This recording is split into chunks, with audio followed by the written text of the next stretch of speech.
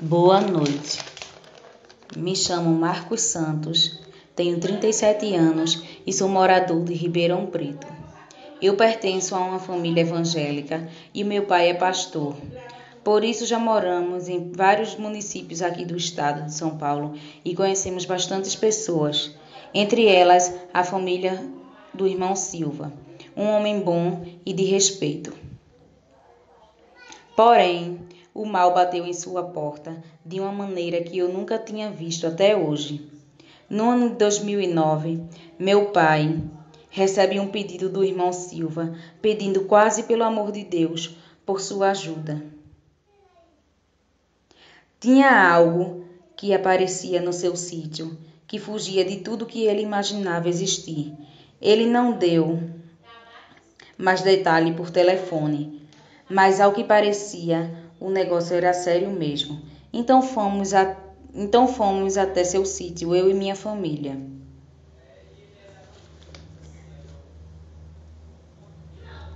Para até lá ver o que tanto afligia o irmão, ao ponto de ele quase chorar ao telefone. E algo me dizia que teríamos um terrível encontro com o mal. Quase no fim da tarde, chegamos no sítio da família. E o irmão Silva veio nos receber com lágrimas nos olhos e feliz por estarmos ali. Fomos até a casa e ele logo explicou o que estava acontecendo. Alguns dias atrás, eu fui em uma vigília com alguns irmãos de nossa igreja, em um sítio mais lá para cima, e no caminho escutamos um assovio alto. No começo ninguém ligou, mas era estranho, pois nenhum animal que eu conhecia assoviava daquela forma. Foi quando eu tive a ideia de assoviar de volta e todos ficamos rindo, pois quando assoviei, algo assoviou de volta e ficamos achando que era um caçador ou coisa assim.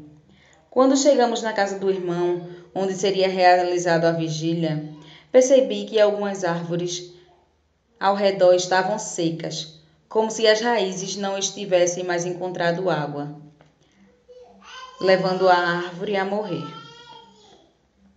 Só que tinham árvores do lado, vivas, cheias de folhas e frutos, enquanto outras estavam secas e com os galhos secos.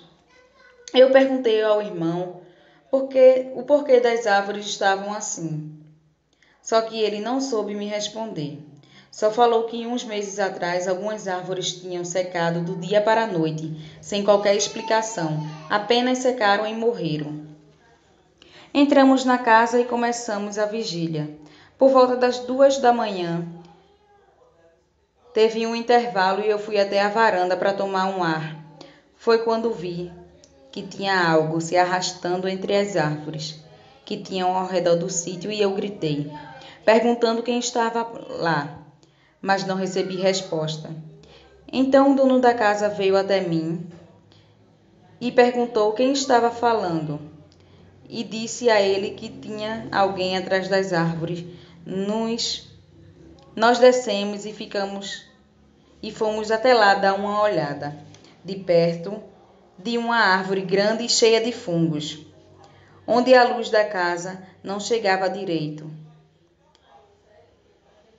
E foi quando escutamos gemidos de algo se arrastando, indo em direção à estrada, e corremos até o portão. Foi como quando vimos aquele ser demoníaco olhando entre as árvores.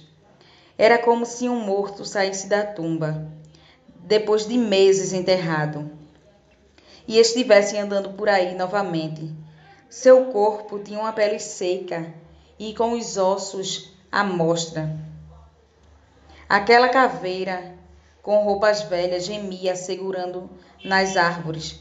Nós corremos de volta até a casa onde os outros irmãos estavam e trancamos a porta. O inimigo de nossas almas tinha vindo até nós aquela noite, e eu o vi com os meus próprios olhos. Quando o dia amanheceu, Todos da vigília ficaram assustados com o que relatamos. O pior foi que quando olhamos as árvores onde vimos o demônio se arrastar, estavam secas, simplesmente tinham secado, da noite para o dia. Ficamos em oração alguns dias. Só que o que estava lá veio até mim. Você viu novamente a criatura? Perguntou meu pai. Não, respondeu o irmão Silva.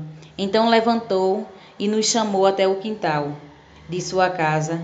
E quando vimos, tinha algumas árvores totalmente secas, apenas uns galhos sem vida balançando com o vento.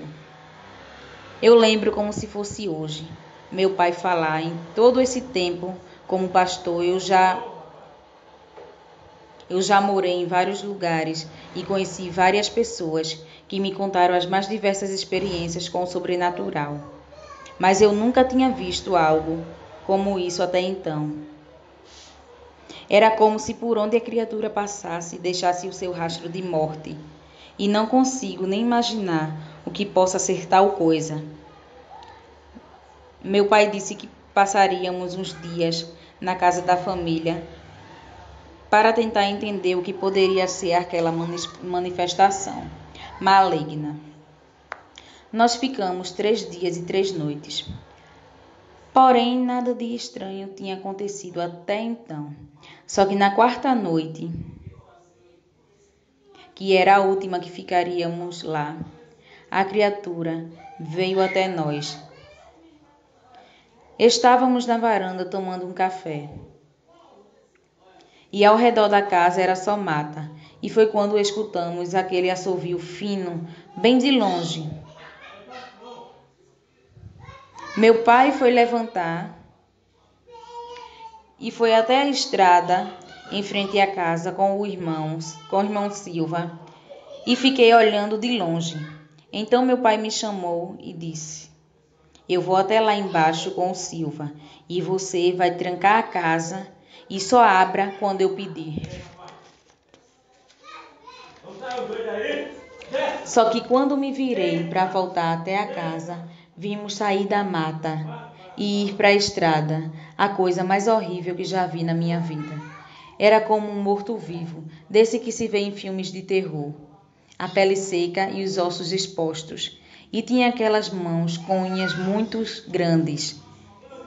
Era um defunto caminhando como se a morte tivesse devolvido ele a esse mundo.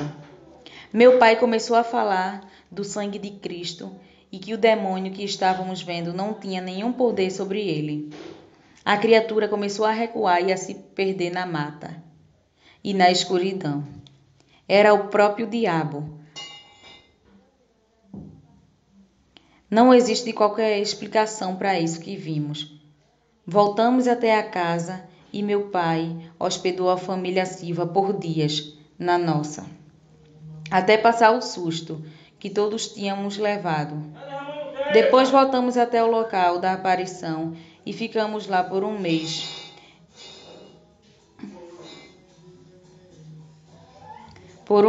E o diabo que vimos não voltou mais.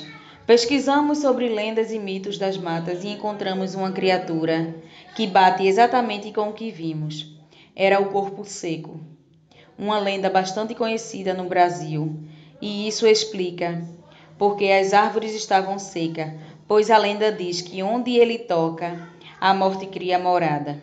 Existem relatos de pessoas que deram de cara com o corpo seco por todo o país, e todos batem com a descrição com o que vimos. Eu acredito que o diabo tem várias facetas e que o corpo seco é só mais uma delas. E se engana quem acha que estamos sozinhos nesse mundo. Todos os dias o inimigo de nossas vidas e de nossas almas trama contra nossas vidas. Mas Deus do céu nos livra e guarda. Sujeitai-vos, pois, a Deus, resistir ao diabo, e ele fugirá de vós. Boa noite.